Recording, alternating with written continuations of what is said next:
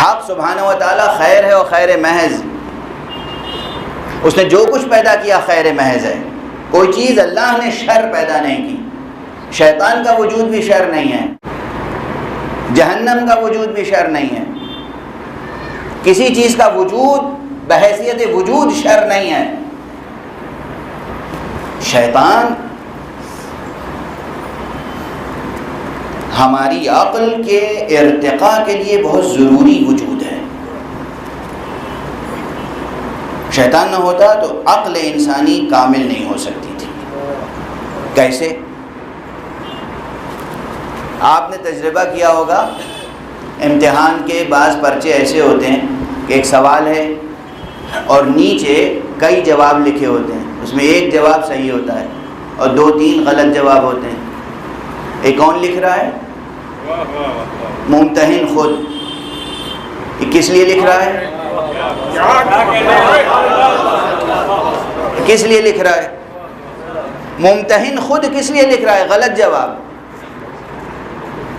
وہ دیکھنا چاہتا ہے کہ بچے نے بات کو سمجھ لیا ہے یا نہیں، نقطہ روشن ہوا یا نہیں، حقیقت منکشف ہوئی یا نہیں۔ عقل بشری، عقل نظری، عقل علمی، عقل فلسفی، عقل حکیمانہ، عقل منطقی کو پختہ تر، کامل تر کرنے کے لیے صنعت منطق میں مغالطے ضروری ہیں۔ مغالطے دے کر دیکھو کہ اس کے ذہن میں حقیقت روشن ہوئی ہے یا نہیں۔ اللہ نے شیطان کو پیدا کیا اور دل انسان میں ایمان کو پیدا کیا۔ بار بار شیطان وسوسہ کرے تاکہ انسان اسے زیر کر کے اپنے ایمان کو کمال کے درجے کرے۔ صلوات پڑھ دیں محمد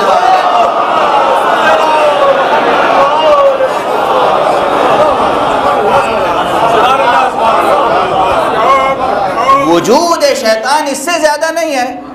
جیسے کہ خود ایک باپ، ماں، ایک ٹیوٹر، ایک ٹیچر اپنے شاگرد کو تھوڑی دیر کے لیے جھوٹ بول کر غلط بیانی کر کے غلط جواب بتاتا ہے، یا اس کے سامنے غلط جواب ذکر کرتا ہے، بیٹا یہ کیا ہے، وہ صحیح جواب دیا، وہ کہتے ہیں نہیں شاید یہ نہیں ہے، یہ غلط جواب۔ دیکھتے ہیں کہ یہ بچہ ذہین ہے یا نہیں۔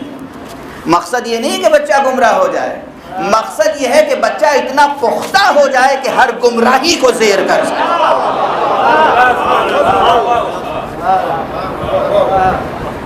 تو وجود انسان کیا، وجود شیطان بھی من حیث وجود، اس حیثیت سے کہ وجود ہے، وہ مخلوق الہی ہے، خیر ہے، خیر محض ہے، خیر محض ہے، شیطان خیر محض ہے۔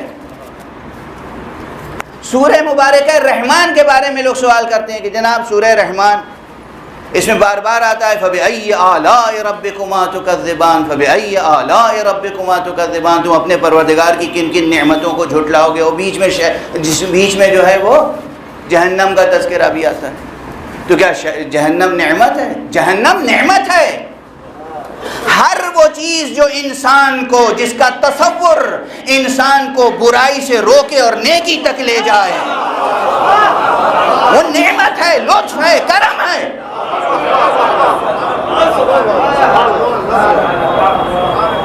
وجود جہنم کا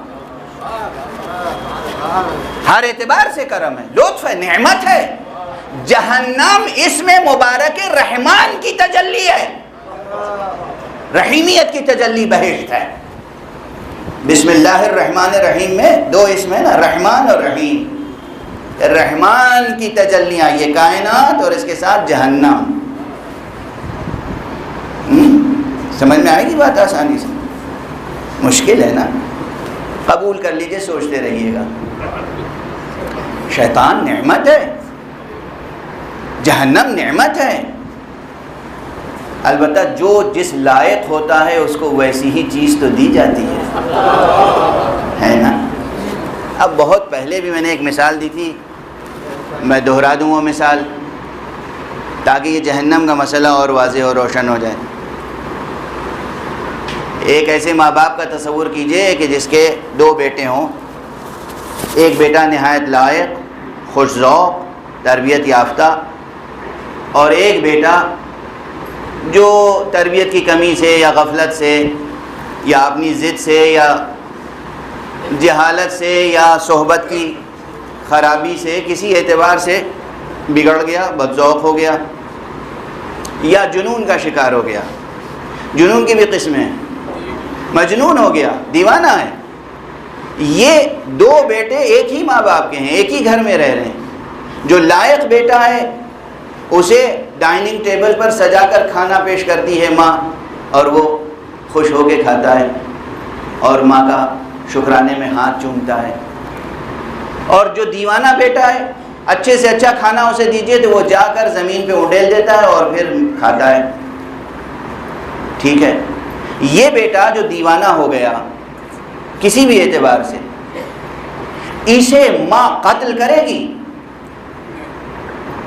قتل نہیں کرے گی، کوشش تو کرے گی کہ اس کا ذوق بن جائے، بہتر ہو جائے. مگر اگر وہ عادی ہی ہو گیا ہے نالی میں بیٹھ کے کھانے کا، تو پھر وہ یہ بھی کرے گی کہ ایک اچھی سی نالی گھر میں بنا دے گی تاکہ باہر جا کے یہ گندی نالی میں بیٹھ کے نہ کھائے، یہ نالی سمجھے اور یہیں بیٹھ کے کھائے. اللہ نے دو قسم کے مخلوقوں کو، دونوں قسم کے مخلوقات کے لیے، انسانوں کے لیے جو خوش ذوق ہے ان کے لیے جنت پیدا کی. جنہوں نے خود اپنا ذوق خراب کر لیا ان کے لیے جہنم کو خلق کیا ہے.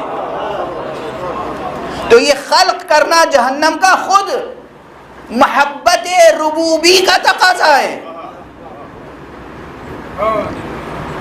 تو جہنم کا وجود سورہ رحمان میں ہونا چاہیے تھا. بات دور تک چلی گئی. عرض یہ کر رہا تھا کہ جو کچھ حق سبحانہ و تعالیٰ نے پیدا کیا ہے وہ خیر ہے. آپ بھی خیر ہیں، پھر شر کہاں سے آتا ہے؟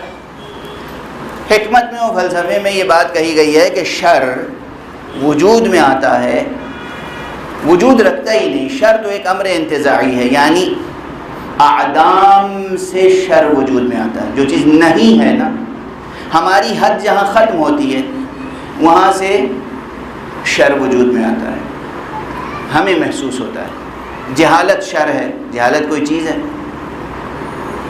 جہالت کیا ہے؟ شر. کوئی چیز ہے جہالت؟ کوئی شے ہے جہالت؟ علم ایک شے ہے، صفت ہے. جہالت کوئی شے نہیں ہے علم کے مقابلے میں. علم کا نہ ہونا جہالت ہے. تو علم خیر ہے اور جہالت کو ہم شر کہتے ہیں. یعنی شر کا کوئی وجود نہیں ہے، لیکن علم کے نہ ہونے کی بنا پر جو کچھ ہو جائے وہ سب شر ہے. تو ہم اگر اپنے شر پہ قابو پا جائیں، یعنی اگر ہم کوئی ایسی بات کریں ہی نہیں جو نادانی پر مبنی ہو، جب بھی کچھ کریں تو اپنے علمی مبانی کو پہلے استوار کر لیں. کوئی بھی عمل انجام دینے سے پہلے ہم اس کا علم حاصل کر لیں. یونیورسٹی کا ماحول ہے، کیمپس ہے، تو آپ کو ایک نقطہ عرض کر دوں. علم میں کون کون سے حرف ہیں؟ عین لام میم. اور عمل میں وہی حرف ہیں، عین لام میم، صرف میم آگے اور پیچھے ہو گیا ہے. ٹھیک ہے نا؟ اس کے معنی ہے کہ علم اور عمل کی حقیقت ایک ہے.